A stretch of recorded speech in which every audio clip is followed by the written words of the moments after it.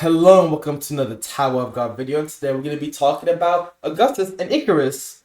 That's Rachel, by the way. I would feel bad for spoiling it, but legitimately, if you look at this, and you look at the intro, they literally spoil you right here. I don't know what to tell you. I don't know what to tell you. Icarus is Rachel, whatever, read the webtoon if you haven't, and yeah. Either way, I'm going to be doing a should you summon and a review on those characters. I love Icarus and Rachel. Oh my god. But if you want to know the quick rundown, I'll tell you right now, like always. But essentially, Augustus is what I call a luxury unit. A luxury unit. It doesn't mean he's bad. He's actually really, really strong. If you compare him to other units that came out recently, he's probably one of the better ones. And even then, all the units that has been released in this game recently have been stupid strong. Heljo is really strong. Yasracha is really strong. Yama. Hugo is the carry right now.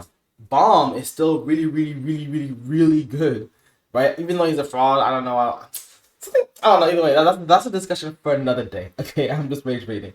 But at the end of the day, Augustus is a really, really strong unit, but you shouldn't summon for him because the EX family head is coming out soon. Let's not also forget the yellow is very, very stacked. Anyways, you have Kunadon, which is one of the best units in the game. Really one of the best units in the game. Then you have Hugo, which is the carry. If you're talking about carries right now in this game, yellow, Hugo is the guy. Hugo is one of the best units in the game. She is the carry. It's no longer white, okay? If you don't have Hugo, you should be aiming for her because she is so goddamn strong. She 1v5 teams. Augustus cannot do that. Augustus will do more damage. And Augustus has a different use than Hugo. But at the same time, yellow is just so stacked with good units that do you really need to summon for another yellow unit? Especially when two units are probably one of the best top 5 units in the game right now? No. No, you're fine. The collab units was also yellow. Toa is one of the best supports. If you have one of the best supports, one of the best units, do you really need a third best unit in the game? No, you're fine. You'll be okay. You don't need him. And if you don't have Hugo and you don't have Adon, you should try and aim for them. Because they're really, really good. So, yes, he's a luxury unit, but he's also really, really strong. Don't get it twisted, okay? Just because I told you not to summon doesn't mean he's not strong. If you really can't hold the urge to summon and you have to summon on something, not summon on the secret recruit, okay? There's a bunch of characters here. Since I'm already here, I might as well just get down to it and tell you what characters you should summon for. White is obviously the first one you should summon for. If you have him rainbowed, none of these characters really stand out as a must-have unit or a character that you need to have. I think they do rotations in terms of tickets. So maybe the next rotation will have the next blue ticket rotation. We might have better, choices. But realistically, I mean, Caliban is good for green because green doesn't really have a lot of good tanks. So if you really want a good tank for green, Caliban is there. Caliban needs help to tank though. He worked well with some Equa, they literally showed it in the dev notes that one time. But and I guess I know people troll with Durick, but Durick low key is fine. With the Barry set, with the buff, he's usable. He's not great. He's not a broken unit, but he's usable. Either way, that's that. I don't wanna really talk about this too long. But either way, for Augustus, like I said before, you can summon for him if you want to, but realistically, you should save with the EX unit, right? You'll be much more happier with a Rainbow EX unit than a Rainbow Augustus. That's just the fact. But let's be real, okay? But also, if you have enough resources to max out a family head unit and you want to rainbow a unit and you choose Augustus, I'm not really gonna be mad, but you shouldn't really be summoning for this guy with how bloated yellow team is. And for Rachel, okay, with Icarus, the thing about Icarus though is that I had so much hope for this character. All she does is heal and defense, bro. She doesn't do anything else, and that's good for the purple team. In my head canon was that, okay, well then if she has a lot of defense, if she has enough defense, then she'll be able to make the team a little bit better, make it less squishy, because purple is very, very squishy. But she doesn't do that. She doesn't. She helps with defense a little bit. Like, you can clearly see the impact, but I don't think she's strong enough for it to validate that. I have her Revolution 6. I didn't put a lot of time into her. Obviously, I'm not gonna lie. Like, it's like, but either way, for her, it's very simple. You need the barrier set. In terms of summoning for her, just get her passively. Just put, use the special summons if you get free tickets. I don't really know. Or like put her on the summon recruit, I guess. Put her over here and just like, live life. But she's not really a must-have unit. I'm not gonna lie to you. Live your life, right? You don't really get something for her. She's no hack queen, right? Either way, time to go to the review for these characters. And I'll start with Augustus, obviously, because Augustus is the character that we're talking about right now. But he is very, very, very good. I'll go over his kit very briefly. But essentially, there are 3 things you need to really know about this guy. His basic attacks, his grouping, and his stunning / ult, right? So his passive here is that he basically has a get out of jail free card, where once you drop a certain percentage, he heals it back up, and then he also recovers energy, right? So it's a barrier effect, which is really good. This is the meta that's been happening a lot recently, where you have some sort of barrier set, some sort of like safety measure. It might not be barrier set, but have some sort of safety net so that they just don't get one tapped and then it's over, right? And then also he has a basic attack ricochets for 3 enemies. That's his passive. And then his ult is basically a big stun that stuns 3 times, and if you stun it 3 times, they also stuns at the end of it. He's also immune to status effects. Then he also increases his attack, which is nice. And his attack increases based on how many times that stun is able to hit a target. So if it hits 4 times, he gets 160% of his attack, which is just like 20 times. And you can do that like, basically you want to have his ult activate 5 times within 20 seconds, which is what I found to be pretty doable if you have a good like revolution set and if you have his like stuff, like well built. That is very doable. And so you'll do that, you stack 20 times, and then he gets hit 4 times, so you can get a lot of attack. I'm not gonna do the math. I think it's like 800 or something. I don't know. Percent attack. No, not even 800. It's am I tripping? I think it's like 2,000 total or something. But I'll get to tell. It's important to why you want to be able to use his ult several times. I'll get to that later. Either way, it also stuns. Cool. You have Shinsu picture. Oh no, not 10% on my phone. It pulls people towards the center and it stuns them. Okay, and once it stuns, it also decreases the defense for a couple seconds, and it also does a little extra damage at the end of it. Cool. And then also, so we have the Shinsu picture, which is basically a circle, and everybody within that circle, also he becomes invincible with it, which is kind of nice. But his basic attack gets improved, and his speed gets improved too. Also, he reduces physical resistances on that, which is really, really nice. And then also, I already talked to you about the passive, right? So let's look at his exclusive equipment now. And his equipment basically gives him swiftness, makes his ult hit a lot harder with his 200% actually attack coefficient. And then also, the teleport does an increased amount of energy from before, which is nice. So then let's look at his revolution. His revolution is where he really which is where it's like, oh, okay, I see where they're trying to go with this character. His ult basically gives him extra special pierce, okay, which is really, really strong. It stacks 5 times, which is the same thing, but here it stacks 20 times, which is important because 20 divided by 4 is 5. So you want to be able to use this ult 25 times, so you can get the max amount of damage for his ult and his revolution, right? And then with his Shinsu dots, it also reduces yellow resistance on the enemy team, which is, it doesn't seem like it's a big deal, but this is probably the most slept on part of his kit, in my opinion, because maybe thinking to yourself, okay, well, Hugo is a damage dealing unit, and so is Augustus. But Augustus does way more damage than Hugo. But Hugo does so much damage in general, right? Hugo comes in, does a little spinny whip thing, and then just like clears through enemies, right? Hugo does a lot of burst damage. Augustus takes time for his damage to build, but it builds up very quickly. So the first, like maybe like 10 seconds, 15 seconds, Hugo might have a way more damage. But as the round goes by, Augustus is just going to start racking up damage quickly. So by 20 seconds in the round, like he should be pretty much built up. The thing about Augustus is that his kit is very meta, quote unquote. So essentially, to make a meta damage dealing unit in this game, you need to increase your attack and also debuff the enemy.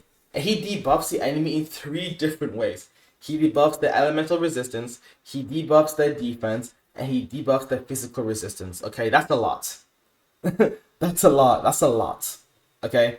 And then he also buffs himself a little bit on his ult. But you do it 5 times, you get so much attack off of it.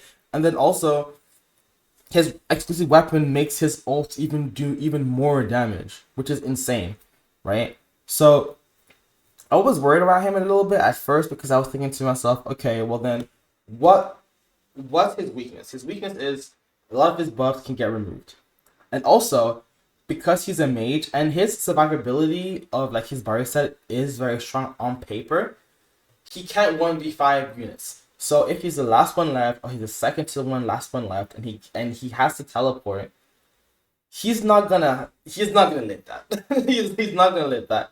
His teleportation is okay, right? It's okay. It's not that strong. So he can't really like 1v5 a team unless if they're already stuck in his loop. And that's the thing that's the thing that deferred me at first, because his grouping is not as big as E-ranks, and it doesn't get it's rare that it gets every single enemy.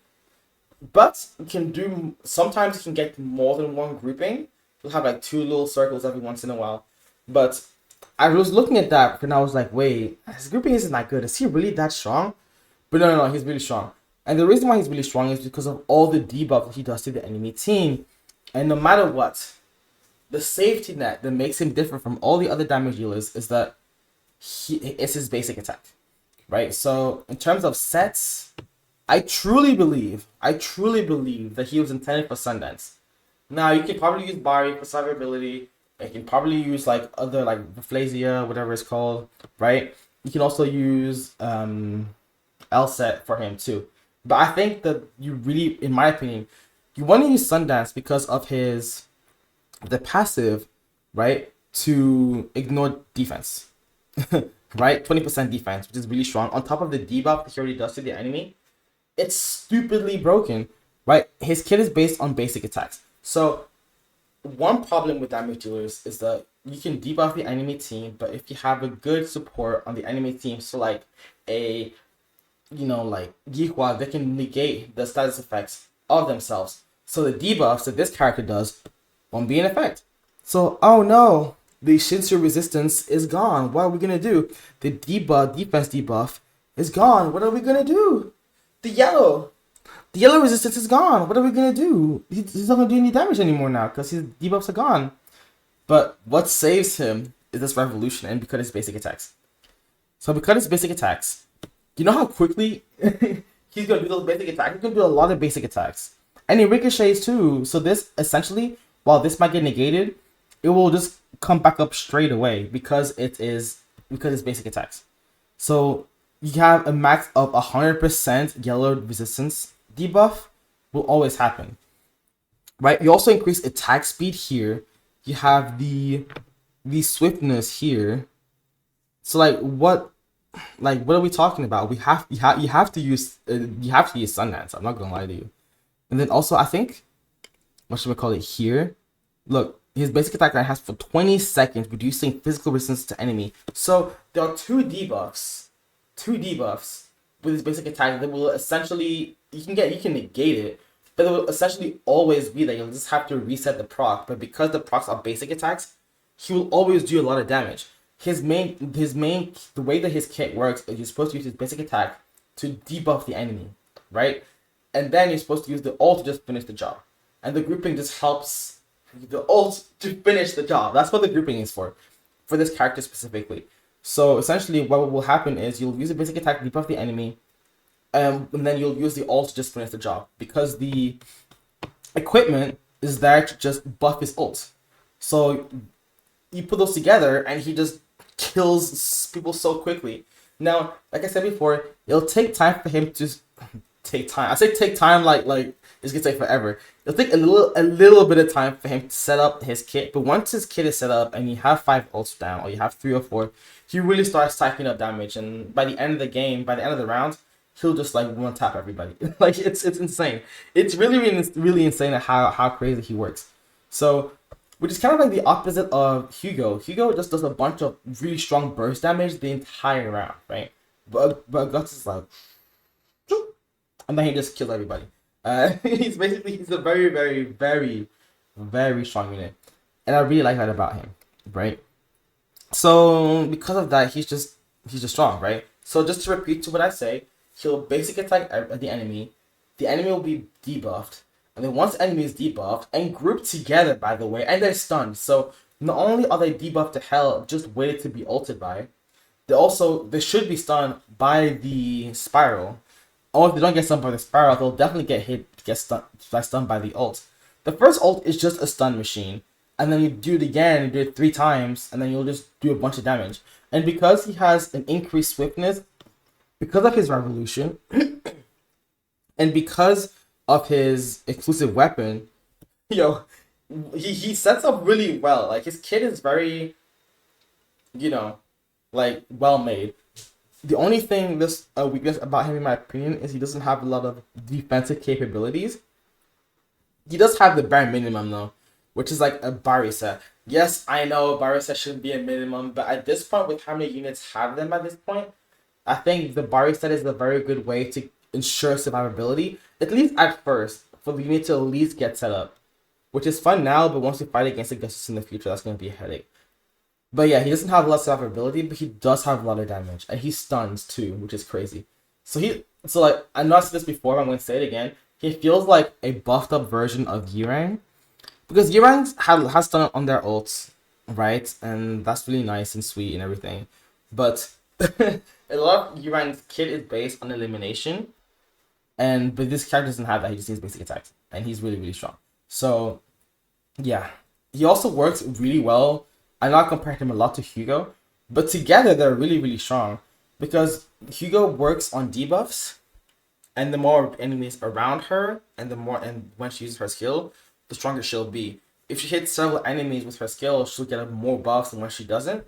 And with the grouping together, works really well, especially with the stun. So like, you'll just stun the enemy team. Hugo does their ult or their moves and skills, gets buffed up. You pretty much like essentially win the round. Also, with another really fun combo is Yurang and Augustus, because Yurang will group everybody to the center, and then Augustus will circle everyone, and then group them again, so they're just stuck in the center for the entire time. It's a really, really fun combo. I'm not gonna lie, I'll show it to y'all right now, actually, since I'm already. Dang. Okay. I guess I can go on hard mode. No, I can go on regular mode. I'm tripping. Anyways, I'll do this, and I'll just put Yurang here. Hold up. There we go. And I guess I'll just put in Albelda. Obviously we're gonna win this round. Like, there's no way we don't win this. Also, the deficit is low. I haven't had time to grind a lot recently. I've been working a lot, but this is not to show like how good Augustus is. This is just how fun this team is. You just do this, get everyone here. Like, you'll do a little circle here. Everybody gets sucked in again. And then it's over. and then it's over. I mean, obviously, like, the deficit is really, really low, so whatever. But it's still, you get the idea, right? You get the idea. He's a very strong unit. Yeah. In terms of like Rachel's kit is basically just healing, bro. And she has a bomb that hits the enemy based on how high her defense is, which is a very, very nice. But I just wish it was a little bit more useful to her team, because her team doesn't really. Her needs survivability, and after that, defense will bring survivability to purple team. But at the end of the day, it's not strong enough. But I will say, the cooldown on 10 seconds is very strong, especially since Zahard only has it twice, and it's 7 seconds. I'm talking about EX Zahard. but she has it for 10 seconds and you can use it consistently based on how quickly she gets her ult. So I don't have her invested a lot, but I have like, you know, used her a little bit. So if I were to use her, Barry set would be obviously the safest choice. But also, what's that ignition weapon's name? I'm tripping. I'm tired today. Where is she? Yeah, the idea set. The idea set might be good for her because you can be able to use it twice as quickly as possible. You'll be able to reduce the cooldowns of purple teams twice, which is very good. But I don't know. I wish it was a little bit better, but whatever. Rachel is like one of those units so you can just like put on your, if you really want her, you can put her on like the summon here and just like get her naturally or something. But I don't think she's a really must-have unit, especially since we're having Data Tower next. And I'm pretty sure the next unit that's gonna come out is Urich. It's like side quest Urich related.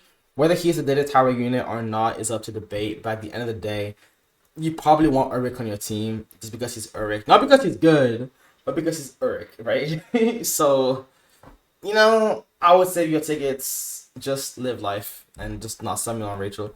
But either way, that's the idea for this guy. Also, this guy is really expensive.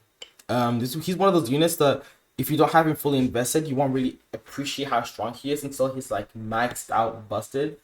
Right, it was the same thing for me with Helja. Helja was giving me issues at first, but then once I got a good revolution for him, he became really strong. He's also one of those units too. Like with like Hugo, you don't even have to. You put Hugo with revolution, and even without a lot of investment, you'll see the impact of Hugo. But with Augustus, you really need to invest a lot in him because he is a mage, so a lot of his revolution is crazy. Cooldown reduction, special move pierce now on top of another special move pierce off of his passive is insane. You got crit damage increase, you have swiftness, crit rate, attack, accuracy, effect hit. Like, effect hit is really important because you want his passive to proc, obviously. And then also, accuracy is also really good because she's a ranged unit, so you need to do that in the first place. And special move pierce, attack pierce, critical damage, you already know that's important anyways, so. The only thing that's not really important for this character specifically is his HP. But like, you know, like it's still like he's really strong. So I would if you want something for him, I get it. Like I said before, I think Sundance is probably the best kit for him, set specifically for him because of what he does. But also, I can see like you wanting to use the idea set to get his passive to his ult to proc more so he can stack up on that damage quicker. I can see you put Barry set for survivability because he doesn't have that much survivability on his kit.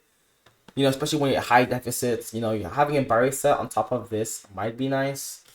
You could also do what do we call it? L set for distance, you know, get that attack speed up and whatever. But either way, that's the unit. I appreciate y'all for watching and have a good one.